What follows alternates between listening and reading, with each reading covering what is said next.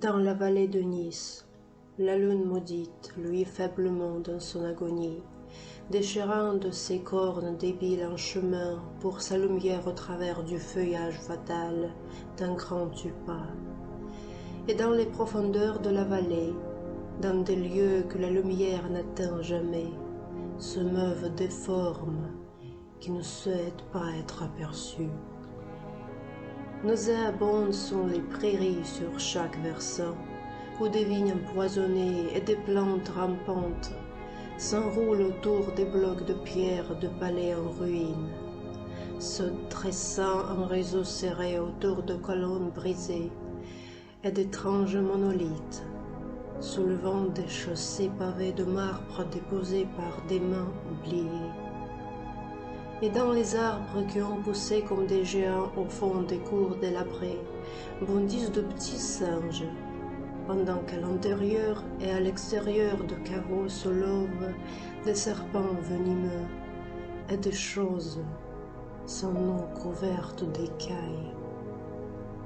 Immenses sont les rochers qui dorment sous une couverture de mousse humide et froide, et puissants étaient les murs dont ils ne sont plus que le reste enfondré.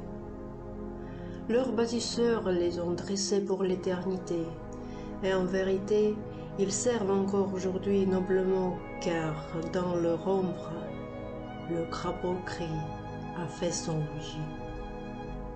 Au plus profond de la vallée gît la rivière d'Homme, dont les eaux sont gluantes et remplies de vases.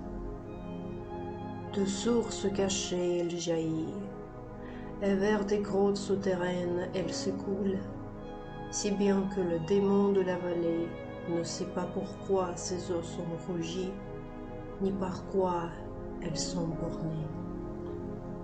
Le djinn qui hante les rayons de lune s'adressa au démon de la vallée en disant « Je suis vieux et j'ai beaucoup oublié.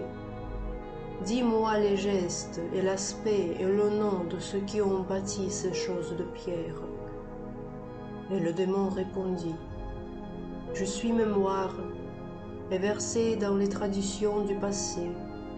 Mais moi aussi je suis vieux. Ces êtres furent comme les eaux de la rivière d'Homme. Ils n'étaient pas destinés à être compris. De leurs faits et gestes, je n'ai nul souvenir, car ils ont existé, ce ne fut qu'instant. De leur apparence, je me souviens vaguement. Elle se rapprochait de celle des petits singes dans les arbres. De leur nom, je me souviens parfaitement parce qu'il rimait avec celui de la rivière.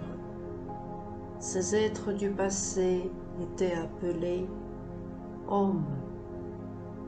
Alors le djinn s'envola vers l'étroite lune cornue et le démon regarda attentivement un petit singe dans un arbre qui poussait dans une cour délabrée.